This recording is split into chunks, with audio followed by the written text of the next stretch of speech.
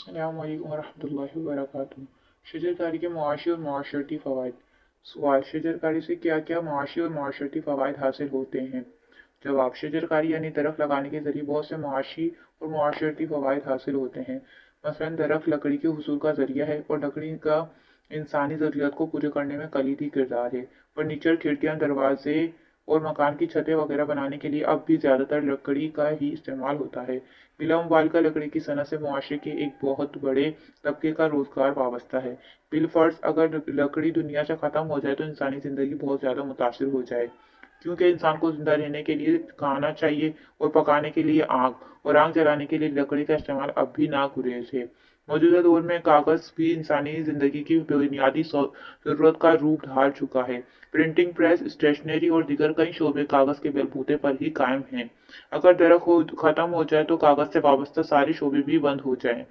इसलिए कि कागज का उसूल दरख्तों की ही मरहून मन्नत है। इंसानी सेहत के लिए फल और मेवाजात की अहमियत का भी कोई समझ बूझ रखने वाला इनकार नहीं कर सकता, और ये दरख्त ही हैं जो इंसान को अनवा अक़साम के फल और मेवे मुहैया करते हैं। बल्कि कई परिंदे और जानवर भी इन फलों को खाकर ही जीते हैं।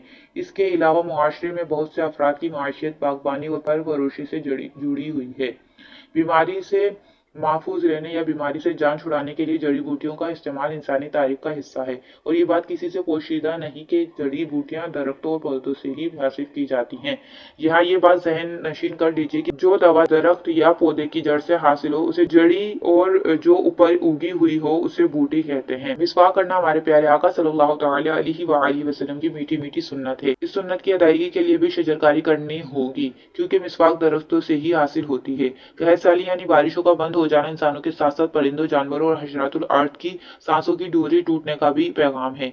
बारिश होती है तो अनाज और सब्जा उगता है, और जानदार अपनी अपनी ग़िज़ाएं खाकर जिंदगी की शम्मा रोशन रखते हैं। इन बारिशों को बरसाने में भी दरख्तों का किरदार है, इसलिए कि दरख्त अपनी जड़ों और जज़्ब शुदा पानी को हवा में खारिज करते हैं, जिससे फिजा में नमी पैदा होती है। फिर ये नमी बादल बनाती है, और बादल रिमझिम रिमझिम बरसना शुरू हो जाते हैं। जमीन जरखेज होकर अनाज, फल और सब्जियां उगाती है।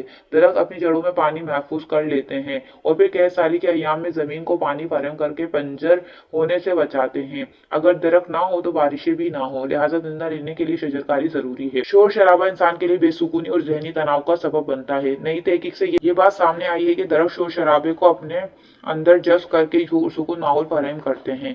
इसी बिना पर इंडस्ट्रियल जोन यानी जहाँ बहुत सारी फैक्ट्रियां हो, इस इलाके में ज्यादा से ज्यादा दरख्त लगाए जाते हैं, ताकि शोर शराबा कम करके माहौल पर सुकून बनाया जा सके। कपड़ा इंसान की बुनियादी जरूरत है, इसके बगैर जिंदगी गुजारना भी इंतहाई दुश्वार है। लाखों लाख इंसानों का रोजगार कपड़े की सनत से जुड़ा हुआ है। हमारी जरूरत को पूरा करने का सेहरा भी दरख्तों के सर है, इसलिए कि कपड़ा कपास कॉटन के पौधों से हासिल होता है। दरख्तों और पौधों के तिब्बी फवाइद के साथ साथ तबई फवाइद भी हैं। मसलन औलाद की पैदाइश में मुआवने कुव्वत के लिए भी दरख्त मुफीद होते हैं। माहिरीन के मुताबिक दरख्तों के दरमियान रहने वाले इंसान की तख्लीकी सलाहियतों में इजाफा होता है। इसी बिना पर शहरी इलाकों में कायम तालीमी इदारों के गिर्द ज्यादा से ज्यादा दरख्त लगाए जाते हैं, ताकि तलबा की तख्लीकी सलाहियतों में खूब इजाफा हो। बहरहाल दरख्तों के बहुत से फवाइद हैं, जिन्हें पाने के लिए खूब खूब दरख्त लगाने की हाजत तो जरूरत है। शजरकारी मुहिम की अच्छी अच्छी नियतें।